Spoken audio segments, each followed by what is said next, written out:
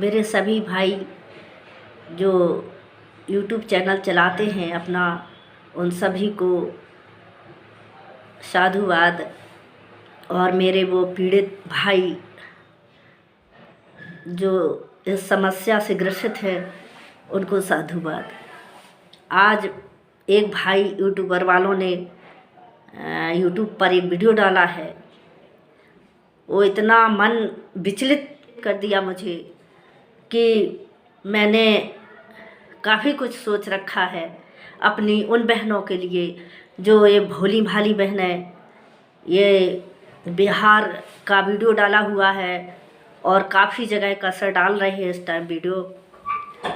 तो ये देखकर लग रहा है कि अब हम महिलाओं को जल्दी से जल्दी कोई ठोस कदम लेने की बहुत ही आवश्यकता है।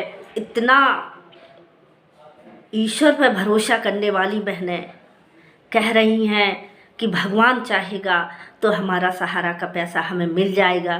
देखिए भाई, इन भोली भाली बहनों को समझाइए कि बगैर कर्म किए, भगवान भी कहता है कि कर्म किए जा फल की इच्छा मत कर रे इंसान।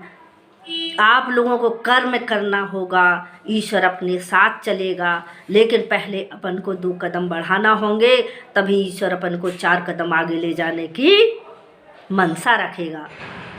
रोने धोने से, अब ये रोने धोने का वक्त नहीं है बहनों। आप लोगों ने से 12 साल से रोना धोना ही तो किया है कि हमारा पैसा आज मिलेगा, कल मिलेगा। यही रोना धोना रहा अपन लोगों का। लेकिन मैंने सोच लिया है और मैं बहुत ही जल्दी एक ऐसा काम करने जा रही हूँ। और मेरी पीड़ित बहनें, उनके लिए मैं एक झांसी झलकारी बाई के नाम से एक संगठन बना रही हूँ। और अपनी हक की लड़ाई तो यूपी से लड़ूंगी ही, और सारे हिंदुस्तान में जो भी पीड़ित भाई हैं मेरे, जो भी पीड़ित बहनें हैं, उनकी लड़ाई के लिए मैं भरसक प्रयत्न कर रही हूँ। और मेरी तो दिल्ली जाने की भी मनसा है और मैंने पूरी तैयारी कर ली है। बस मैं अपना उन निवेशकों का डाटा इकट्ठा कर रही हूँ कि मेरे निवेशकों का कितना पैसा लूटा गया है। वास्तविकता में हम तो बहुत ही कम आकलन कर रहे थे, लेकिन हमारे बुंदेलखंड से करोड़ों रुपया लूटा गया है। और जो मेरी बहनें रो रही हैं, तड़प रही हैं, तो बहनों, जो आज हमारे यूपी के मुख्यमंत्री हैं, वो भी रो गा कर आज मुख्यमंत्री बने हैं। आपको ये पता नहीं होगा, वो भी एक समय सदन में रोए थे। उनको भी किसी से डर था, उनको भी खतरा था, लेकिन उन्होंने रो गा कर जो सफ़र तय किया है और उनके आंसुओं का, उनकी मेहनत का, देखिए आज वो क्या पदवी उन्होंने जो हासिल की है। तो रो मत, आप रो रही हैं तो आपके जो एक एक आंसू का बदला लिया जाएगा। आप ये आंसू आपके जो व्यर्थ नहीं जाएंगे। ये मेरा आप लोगों से वादा है कि मैं जल्दी से जल्दी आप लोगों के लिए कुछ कर पाऊँ। और मुझे ये लग रहा है कि योगी आदित्यनाथ जी कहीं सहारा के मैनेजर जो आजकल अपनी गुंडई दबंगई दिखा रहे हैं, उन्हीं से तो डरे हुए नहीं थे। क्योंकि जो सहारा के कुछ मैनेजर पूरे नहीं बोल रही हूँ, कुछ मैनेजर इतनी दमंगी दिखा रहे हैं, कहते हैं सरकार हमारी पॉकेट में है, हमारी जेब में है। भाइयों, इनके लिए सरकार तो सरकार में योगी जी भी तो हैं, ये भी इनकी जेब में है, सुप्रीम कोर्ट इनकी जेब में है और हाई कोर्ट इनकी जेब में है। कहते जब उन्होंने हमारा कुछ नहीं बिगाड़ पाया, तुम तो मामूली निवेशक हो, क्या कर लोगे। सच ही कह रहा है वो।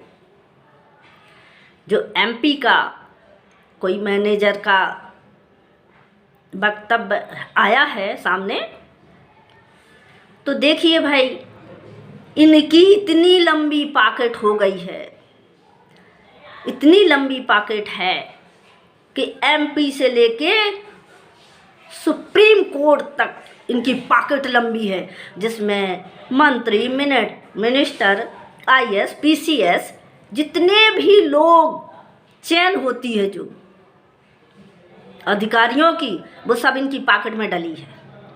इनकी पॉकेट से ही गुजर के आती है, चाहे वो एमपी का रूट हो, चाहे वो यूपी का रूट हो, चाहे बिहार का रूट हो, चाहे राजस्थान का रूट हो, चाहे किसी भी हिंदुस्तान के कोने कोने में पॉकेट इनकी इतनी लंबी है, उसी के रास्ते से सारे नेता नगरी चली आती है।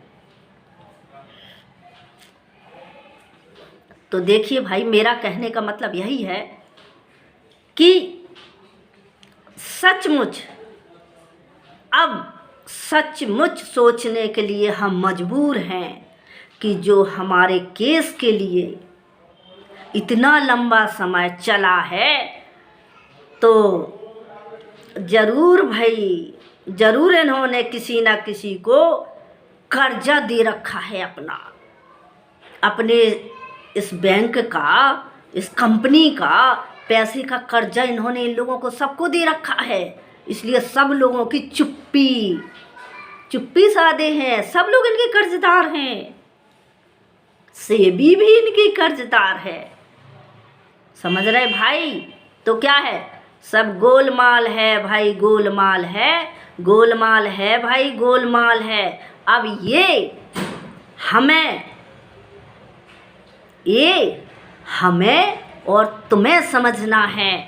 और जैसा आपने सारे हिंदुस्तान में जो परचम लहराया है, मेरे पीड़ित भाइयों, मेरे निवेशकों, मेरे वर्करों, आप सभी को अपनी इस ज्वाला को ठंडा नहीं होने देना है। एक बार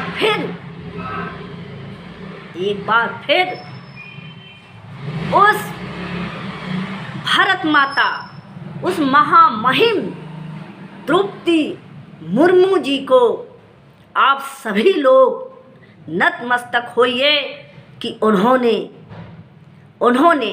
पहली बार इस लचर व्यवस्था पर सवाल उठाया है।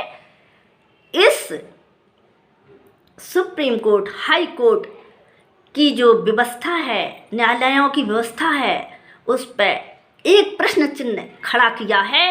उनको सत सत नमन, सत सत प्रणाम। धन्यवाद।